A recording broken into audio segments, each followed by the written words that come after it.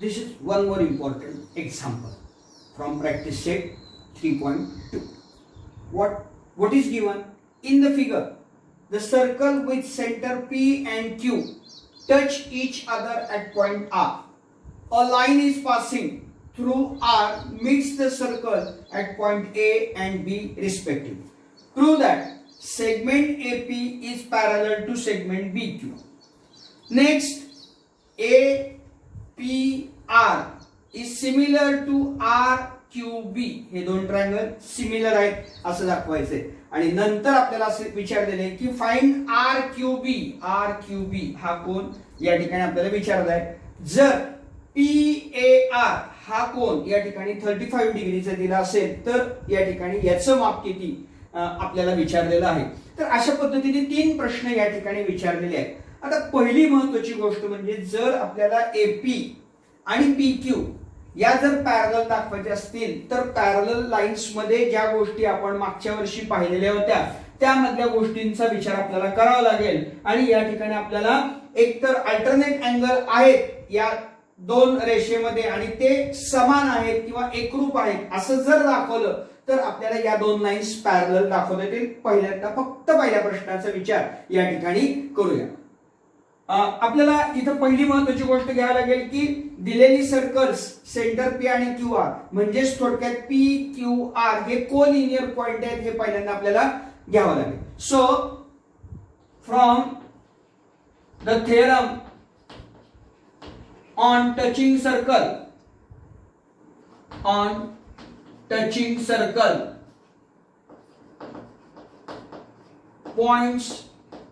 point P R Q R collinear हे point collinear आहेत असं या ठिकाणी आपण दाखवलेलं आहे किंवा थेरमच्या माध्यमातून हे लिहिलेलं आहे. आता कोलिनियर असल्याचा फायदा काय झाला आपल्याला या ठिकाणी ARP हा अँगल आणि दुसरा अँगल तो अँगल या ठिकाणी BRQ हा अँगल हे दोन्हीही एकरूप झाले कारण हे वर्टिकली अपोजिट अँगल या ठिकाणी आहे. Therefore angle ARP is congruent with angle BRQ vertically opposite angle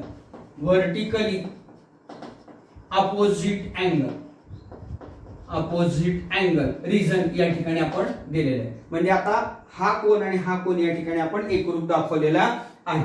now in a triangle एक ट्रायंगल विचारात घेऊया. इन अ ट्रायंगल APR या ट्रायंगल मध्ये आपल्याला काय सांगता येईल AP आणि PR या रेडियस आहेत. आपल्याला माहिती आहे की सर्कलच्या रेडियस या सगळ्या एकरूप असतात. त्यामुळे या ठिकाणी in a triangle APR PA is equal to PR radii of same circle. आता जर रेडिया एकरूप असतील तर त्यांच्या समोरचे कोन एकरूप असतात by isosceles triangle theorem. So PA च्या समोरचा कोन या ठिकाणी PAR is congruent with angle ARP आणि याला आधार या ठिकाणी आपल्याला देतो आयसोसेलेस ट्रायंगल थेरम. या पद्धतीने हा आधार या ठिकाणी आपल्याला देता येतो. इथं एक नंबर द्या वर्टिकली अपोजिट दाखवले तिथं. त्यानंतर इथं आयसोसेलेस ट्रायंगलचा उपयोग करून घेतला याला समीकरण नंबर 2 द्या. बर आता हा झाला APR च्या बाबतीत. आता आपल्याला दुसरं ट्रायंगल या ठिकाणी विचारात घेणार आहे. अगेन इन अ ट्रायंगल त्याचं नाव या ठिकाणी RQB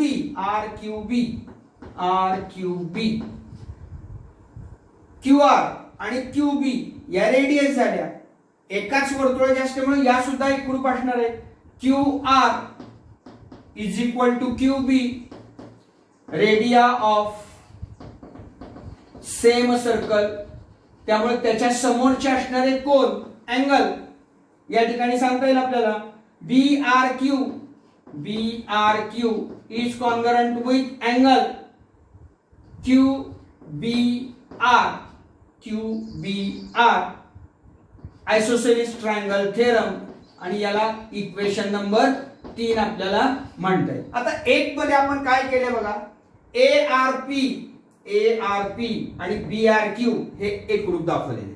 आता इथे जर बघितलं तर ARP इथे आहे बघा आणि BRQ इथे आहे. म्हणजे 1, 2 आणि 3 चा जर विचार केला तर हे दोन ट्रायंगल हे दोन अँगल जर एकरूप असतील तर हे दोन अँगल सुद्धा एकरूप असलेच पाहिजे. So from equation 1, 2 and 3 we can directly write as angle PAR is congruent with angle QBR is congruent with angle QBR. आता थोडं बघ, PAR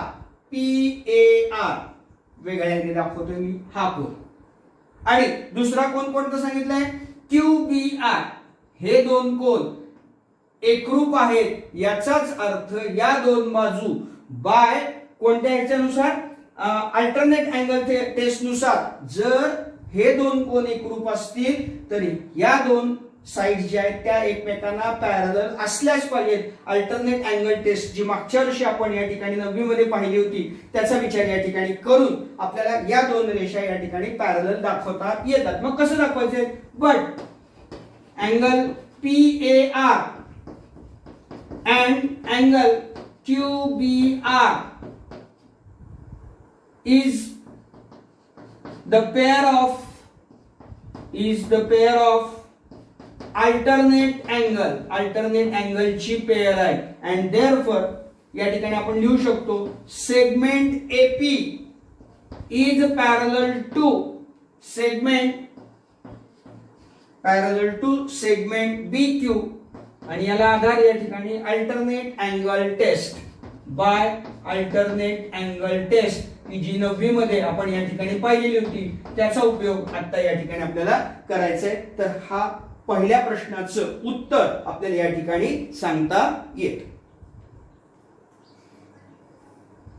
आता सेकंड मध्ये आपल्याला काय दाखवायचंय, APR हा ट्रायंगल आणि RQB हे दोन एकरूप दाखवायचे, समरूप दाखवायचे. कसे दाखवायचे, consider triangle APR and triangle RQB. या दोन ट्रायंगल मध्ये हे दोन कोन एकरूप आहेत, म्हणजेच बाय अँगल टेस्ट नुसार या ठिकाणी हे दोन ट्रायंगल सिमिलर होऊ शकतात. म्हणून next line angle PAR is congruent with angle QBR आपण या ठिकाणी प्रूव्ह केलेलं आहे. त्यामुळे इथे लिहिता येईल आपल्याला ऑलरेडी प्रूव्ड इन वन आपण वर प्रूव्ह केलेलं आहे. Also angle ARP is congruent with angle BRQ. इथं तुम्ही लिहू शकता अगेन व्हर्टिकली अपोजिट अँगल, त्यामुळे या ठिकाणी हे झालं. So triangle APR is similar to triangle RQB by angle test. या टेस्ट नुसार या ठिकाणी हे दोन ट्रायंगल एकरूप होऊ शकतात. आता आपल्याला माहित आहे ज्या वेळेला मी चुकून एकरूप म्हणतोय पण ते समरूप आहे, आपल्याला समरूप सांगायचंय.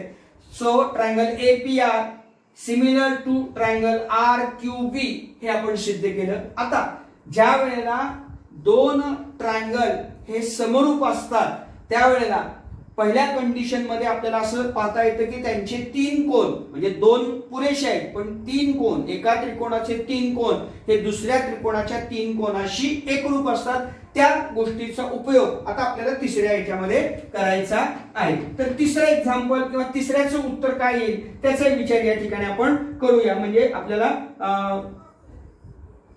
उत्तर तिन्ही साईड मिळून जाईल. सो तिसऱ्याचा विचार करताना आपण ऑलरेडी प्रूव्ह केलेला आहे, segment AP is parallel to segment BQ. हे ऑलरेडी पहिल्या याच्यामध्ये प्रूव्ह केलेलं आहे, प्रूव्ड, त्यामुळे याचा विचार नाहीये. याशिवाय या ठिकाणी angle PAR is congruent with angle QBR, alternate angle, हेही प्रूव्ह केलेलं आहे आपण, त्यामुळे त्याचाही परत विचार करायची गरज नाहीये. नंतर या ठिकाणी आपल्याला दिलेलं आहे बट अँगल, कोणता दिलेला आहे, कोण आपल्याला PAR इज इक्वल टू 35 हा दिलेला आहे, म्हणून इथे गिवन लिहून टाका, गिवन. So given. आता इथे एक गोष्ट लक्षात ठेवायची, आपल्याला जो कोन विचारलेला आहे तो या ठिकाणी RQB लक्षात घ्या. PAR दुसऱ्याच त्रिकोणातला एक कोन दिलेला आहे आणि इथला वेगळा कोन विचारलेला आहे, पण हे दोन ट्रायंगल हे समरूप आहेत, याचा या ठिकाणी आपल्याला उपयोग करून घ्यायचा आहे. So in a triangle QBR या ट्रायंगलचा विचार जर आपण केला तर या ठिकाणी आपल्याला सांगता येईल की जर समजा QBR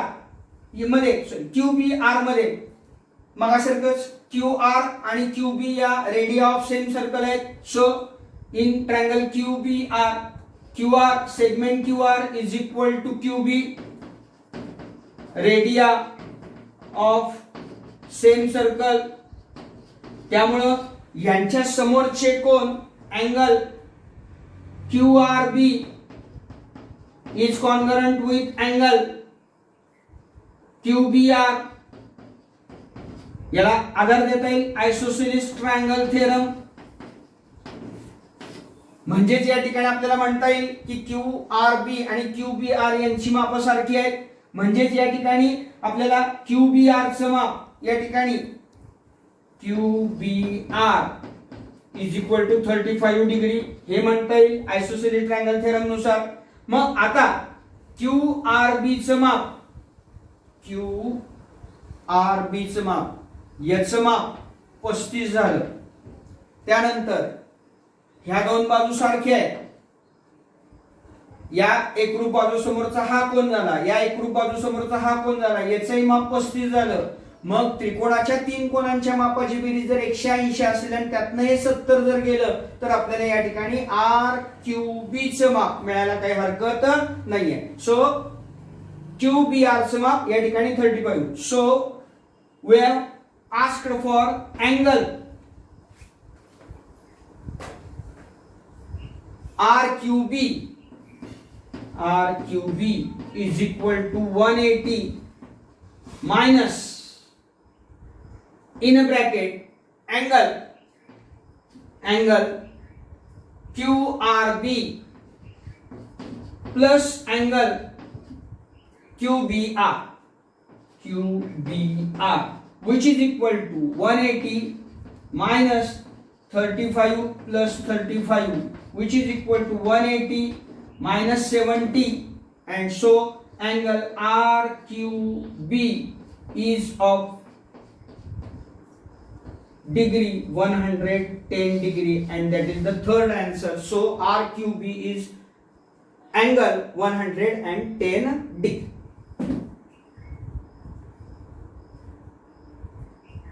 In the figure, the circles with center A and B touches each other at point E. Line L is the common tangent which touches the circle at point C and D respectively. Find the length of the segment CD if radii of circles are 4 cm and 6 cm respectively. Now, this is the diagram. या diagram मध्ये आपल्याला काय दिलेलं आहे, ए आणि बी ही दोन centres दिलेले आहेत. ई हा त्यांचा टचिंग पॉइंट दिलेला आहे आणि सीडी हा टँजेंट या ठिकाणी झालेला आहे. आणि आपल्याला या ठिकाणी विचारलेलं आहे find the length of CD. या सीडी ची लेंथ या ठिकाणी आपल्याला विचारलेली आहे, provided that radio of circle म्हणजे एई आपल्याला दिलेलं आहे या ठिकाणी 4 सेंटीमीटर आणि बीई पहिल्या सर्कलची रेडियस एई आहे ती 4 सेंटीमीटर दिलेली आहे आणि बीई ही दुसऱ्या सेंटरची रेडियस आहे ती 6 सेंटीमीटर दिली. इथे मी काही अगोदरच कन्स्ट्रक्शन करून ठेवले. काय काय कन्स्ट्रक्शन केलेले आहेत? ड्रॉ सेगमेंट AC हा एक काढून घेतला. त्याच्यानंतर ड्रॉ सेगमेंट AE हा पण काढून घेतला. त्यानंतर ड्रॉ सेगमेंट BE हा पण काढून घेतला. ड्रॉ सेगमेंट BD हा पण काढून घेतला. याशिवाय A to F हा परपेंडिक्युलर BD वर या ठिकाणी मी काढून घेतलेला आहे. या सगळ्या गोष्टींचा उपयोग करून मी या ठिकाणी CD ची किंमत या ठिकाणी मिळवणार आहे. सो डायग्राम दिलेली आहे, कन्स्ट्रक्शन सांगितलेले आहे, ते कन्स्ट्रक्शन लिहितो आणि एक्झाम्पल सोडवायला आपण सुरुवात करूया. सो ड्रॉ सेगमेंट AC पहिला सेगमेंट, सेगमेंट AE दुसरा सेगमेंट, सेगमेंट BE तिसरा सेगमेंट, सेगमेंट BD चार सेगमेंट या ठिकाणी काढून घेतले. Also draw segment AF perpendicular on segment BD हाही काढून घेतला. Perpendicular on BD. आता याच्यामुळे काय झालं या ठिकाणी BFD हे या ठिकाणी आपल्याला काय सांगता येतील की एक रेषीय कोलिनियर झाले असा याचा अर्थ आपल्याला घेता येईल. मग आता when two circle touches each other externally then 3 points that is common point and their centers are collinear याचा वापर या ठिकाणी करूया आणि पुढच्या एक भागाकडे आपण जाऊ. when circle touch each other externally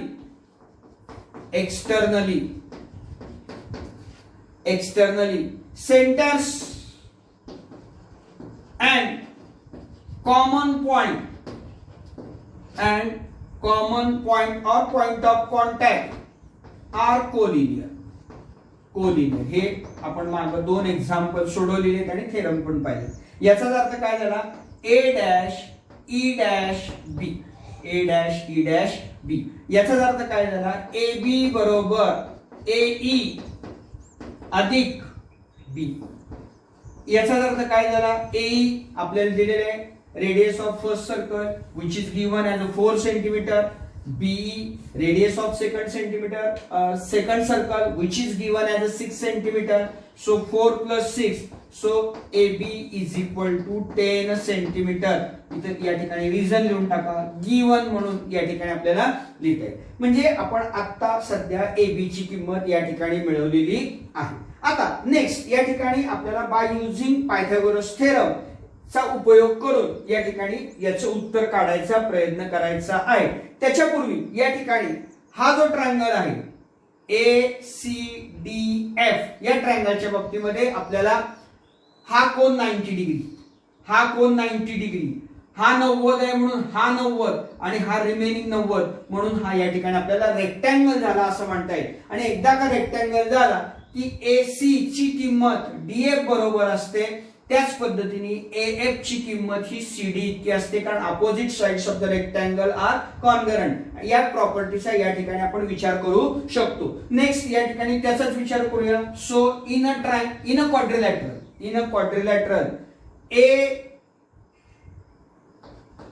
AFDC या क्वाड्रिलॅटरल मध्ये या ठिकाणी angle ACD is 90 degree. Angle CDF is also 90 degree. याला आपल्याला कारण देता येईल टँजेंट रेडियस थेरम जो तुम्ही पहिल्या भागामध्ये शिकलेला आहे. टँजेंट रेडियस थेरम म्हणून या ठिकाणी या दोन कोनांची माप 90 या ठिकाणी घेता येते. यानंतर angle AFD is also 90 degree. याला आधार देता येईल आपल्याला कन्स्ट्रक्शन. त्यामुळे रिमेनिंग अँगल कोणता?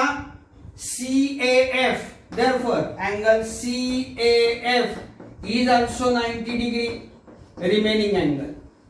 कारण आपल्याला माहित आहे क्वाड्रिलॅटरलच्या सर्व कोनांच्या मापाची बेरीज 360 असते. 90 90 90 3 कोण 90 मापायचा नाही, त्यामुळे चौथा ऑटोमॅटिकली 90 मापाचा होतो. रिमेनिंग अँगल म्हणजेच या ठिकाणी आता आपल्याला म्हणता येईल की quadrilateral AFDC is a rectangle. आपण प्रूव्ह केलेलं आहे की तो रेक्टँगल आहे, हे प्रूव्ह या ठिकाणी केलेलं आहे. आता रेक्टँगल झाल्यामुळे या ठिकाणी आपल्याला सांगता येईल की AC बरोबर DF. पण आपल्याला माहित आहे AC is nothing but the radius of the circle, first circle which is given as a 4 centimetre which is equal to 4 centimetre it is given. हे दिलेलं आहे. त्याच पद्धतीने या ठिकाणी आपल्याला असंही म्हणता येईल की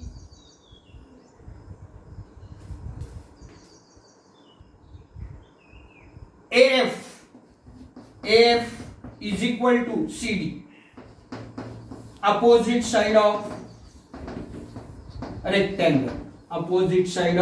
rectangle. या पद्धतीने याला आपल्याला सांगता येईल की हे दोन एकरूप का आहे, तर या पद्धतीने. Next we have BFD, B-F-D, आणि याच्यामुळे काय होईल या ठिकाणी BD बरोबर BF प्लस FD, BD बरोबर BF प्लस FD. आता थोडा विचार जर केला तर या ठिकाणी BD टोटल काय झाली, रेडियस ऑफ द सर्कल, ती सर्कल दुसऱ्या मोठ्या रेडियस ती आहे या ठिकाणी आपल्याला माहित आहे की 4 आहे. त्यामुळे त्याची किंमत BD ची किंमत 6 लिहूया आपण. BD बरोबर 6. त्यानंतर BF, या ठिकाणी BF चा विचार या ठिकाणी करायचा आपल्याला. आणि त्याच्यानंतर आता इथं आणि ही AC आणि DF, या ठिकाणी AC आणि DF सारखे आहे, त्यामुळं BF प्लस FD ची किंमत 4. त्यामुळं BF बरोबर 6 वजा 4, BF बरोबर 2. आता लक्षात घ्या BF ची किंमत 2 आपल्याला या ठिकाणी मिळालेली आहे. AB टोटल आपल्याला या ठिकाणी मिळालेलं आहे 10. मग या ठिकाणी AFB मध्ये जर आपण पायथागोरस थेरम वापरला तर ऑटोमॅटिकली आपल्याला AF ची किंमत या ठिकाणी मिळून जाईल. सो ही किंमत आपल्या दृष्टीने महत्वाची आहे आणि AB ची किंमत पण महत्वाची आहे. नाव कन्सिडर ट्रायंगल AFB. या ट्रायंगल मध्ये काय आहे, angle AFB is of 90 degree. का आहे ते आपण वर लिहिलेलं आहे, परत लिहायची गरज नाही आहे. AFB is of 90 degree. So it is right angle triangle. आणि हा राईट अँगल ट्रायंगल असल्यामुळे by Pythagoras theorem AB square is equal to BF square plus AF square. किमती कशाची माहिती आहेत, AB ची माहिती आहे 10 चा वर्ग बरोबर, BF ची माहिती आहे 2 चा वर्ग, AF ची काढायची आहे तशी ठेवून टाका. 10 चा वर्ग 100, 2 चा वर्ग 4 बरोबर AF square. So AF square is equal to 96.